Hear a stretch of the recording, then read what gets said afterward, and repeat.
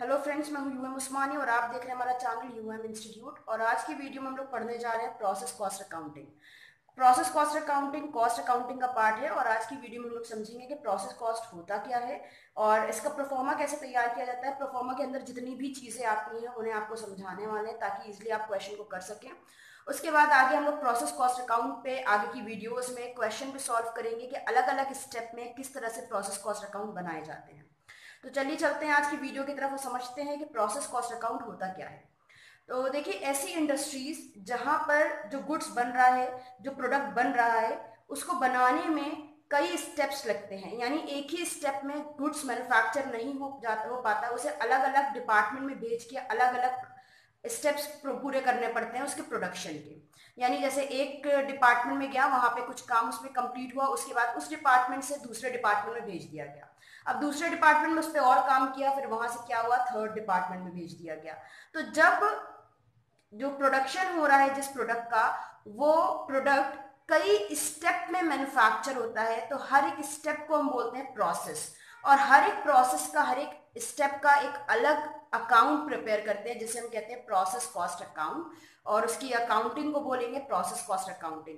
तो आज हम समझने वाले हैं pro forma of process cost account. देखिए, आपको बड़ा ही सिंपल सा तरीका है, जैसे हमेशा से डेबिट क्रेडिट अकाउंट बनाते हो वैसे प्रोसेस कॉस्ट अकाउंट बनाना है। जो भी आपका पेज है ना, उसे बीच से दो पार्ट में डिवाइड कर देना। आपका लेफ्ट हैंड साइड जो है ये डेबिट साइड है और जो राइट हैंड साइड है वो क्रेडिट साइड है। लेफ्ट हैंड साइड पे आपको क्या करना है, एक अमाउंट का कॉलम बनना है, यूनिट का कॉलम बनना है और एक कॉलम बनेगा पर्टिकुलर्स का, जहाँ पे आपको पूरी डिटेल हमेशा से लिखते हैं हम लोग कि कितना सामान आ रहा है, कितना सामान जा रहा है। तो आपको डेबिट साइड पे तीन कॉलम बनाने हैं, particular, units and amount. Same ऐसे ही क्रेडिट साइड पे भी तीन कॉलम बनेंगे, पर्टिकुलर्स, यूनिट एंड अमाउंट। अब हम लोग देखते हैं कि डेबिट साइड पे क्या क्या चीजें आएंगी और क्रेडिट में क्या क्या चीजें आनी है।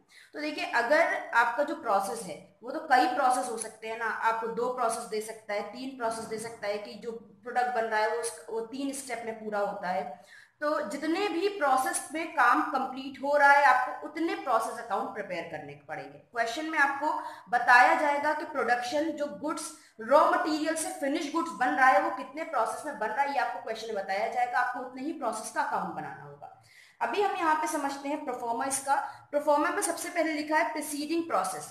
तो अगर आप जो पहला प्रोसेस है उसका अकाउंट बना रहे हो, तो यहाँ पे आपके पास, आपको ये नहीं लिखना है।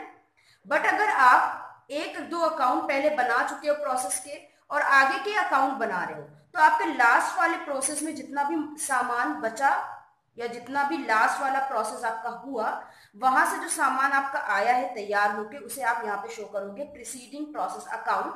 कि अभी जो प्रोसेस अकाउंट बना रहे हैं, इससे पहले वाला जो प्रोसेस था वहां से कितना काम कंप्लीट होके आया, इसे हम कहेंगे प्रीसीडिंग प्रोसेस अकाउंट। और अगर आप पहला अकाउंट बना रहे हो तो यहाँ पे कोई प्रीसीडिंग प्रोसेस नहीं होगा, इसे आपको नहीं शो करना है। फिर सेकंड नंबर पे आ जाएंगे मटेरियल। मटेरियल का मतलब होता है इस प्रोसेस में जितना सामान यूज किया जा रहा है गुड्स को फिनिश प्रोडक्ट में बदलने के लिए। ठीक है, जितना भी सामान इस पर्टिकुलर प्रोसेस में यूज हो रहा है, मान लेते हैं आप प्रोसेस बी अकाउंट बना रहे हो, तो प्रोसेस बी में जितना भी मटेरियल लेकर आ रहे हो गुड्स में लगाने के लिए, उस मटेरियल को यहाँ रिकॉर्ड करना है। उसके अलावा किसी और प्रोसेस का मटेरियल नहीं लेना है। देन लेबर पर आ जाते हैं। तो जितने भी वर्कर इस प्रोसेस बी में काम कर रहे हैं, जिस भी प्रोसेस का आप अकाउंट बना रहे हो, उस प्रोसेस में जितने भी वर्कर काम कर रहे हैं, उनको जो पैसा आप दे रहे हो वो लेबर कॉस्ट हो जाएगी आपकी, आप अमाउंट के कॉलम में लिख दोगे। तो डायरेक्ट एक्सपेंसेस आ जाते हैं। ऐसे एक्सपेंसेस जो डायरेक्टली प्रोडक्शन से रिलेटेड होते हैं, यानी जितना सामान आप बनाओगे उतने ये खर्चे बढ़ते जाएंगे, और अगर आपका प्रोडक्शन कम हो गया तो ये खर्चे कम हो जाएंगे। यानी ऐसे एक्सपेंसेस जो हमारे प्रोडक्शन से रिलेटेड होते हैं उन्हें कहते हैं डायरेक्ट एक्सपेंसेस। प्रोडक्शन हो रहा है तो ये खर्चे भी हो रहा है, प्रोडक्शन नहीं हो रहा है तो ये खर्चे नहीं हो रहे हैं। ऐसे खर्चों को कहते हैं डायरेक्ट एक्सपेंसेस, इन्हें भी डेबिट में लिखना है आपको। फिर आ जाते हैं इनडायरेक्ट एक्सपेंसेस। ऐसे एक्सपेंसेस जो इंडस्ट्री में होने ही होने हैं, भले ही आपका प्रोडक्शन हो या ना हो, इनका अजम्पशन इंडस्ट्रीज या फर्म्स पहले से लगा लेती हैं। ऐसे एक्सपेंसेस को हम इनडायरेक्ट एक्सपेंसेस कहते हैं। यानी ये आपके प्रोडक्शन के हिसाब से नहीं चलते हैं, आपका प्रोडक्शन हो या ना हो, कम हो या ज्यादा हो, ये खर्चे आपके होने ही होने हैं। इनडायरेक्ट एक्सपेंसेस ऐसे खर्चों को कहते हैं। फिर आ जाता है special cost of the process. यानी जो भी प्रोसेस अकाउंट आप प्रिपेयर कर रहे हो, अगर यहां पर आपने अपने प्रोडक्ट पे कोई स्पेशल एक्सपेंस किया है जो पहले नहीं किया था, इसी प्रोसेस में करना पड़ा, उसे उस स्पेशल कॉस्ट को यहां पर हम रिकॉर्ड कर लेंगे। ठीक है। फिर उसके बाद प्रॉफिट वाला मसला आ जाता है, ये भी हम थोड़ी देर बाद आपको समझाएंगे। पहले आ जाते हैं क्रेडिट साइड पर। क्रेडिट साइड पर देखिए लॉस इन वेट लिखा हुआ है, यानी यहाँ पे होता क्या है, गुड्स को बनाने में, फिनिश प्रोडक्ट बनाने में जो थोड़ा बहुत हमारे मटेरियल के वजन में कमी आ जाती है उसे हम कहते हैं लॉस इन वेट। इसे यूनिट्स के कॉलम में लिखना होता है, अमाउंट में नहीं लिखना होता है। देन नॉर्मल लॉस भी लगभग लॉस इन वेट से मिलता जुलता होता है, कि एवापोरेशन की वजह से या केयरलेस हैंडलिंग की वजह से, लापरवाही की वजह से जो नुकसान हो गया उसे कहते हैं नॉर्मल लॉस या वेस्टेज। अगर इसकी अमाउंट कैलकुलेट करने के लिए दी हो कि इतनी अमाउंट का नॉर्मल वेस्टेज हो गया, तो अमाउंट के कॉलम में लिखना है, वरना यूनिट्स में डाल देना है। और लगभग लॉस इन वेट और नॉर्मल वेस्टेज जो होते हैं वो भाई भाई होते हैं, एक ही जैसे होते हैं। फिर आ जाते हैं एबनॉर्मल लॉस पर। एबनॉर्मल लॉस क्या होता है, ऐसा लॉस जिसे हम अपनी नजरों से देख सकते हैं या हम समझ सकते हैं कि हाँ यार ये नुकसान हो गया, ठीक है।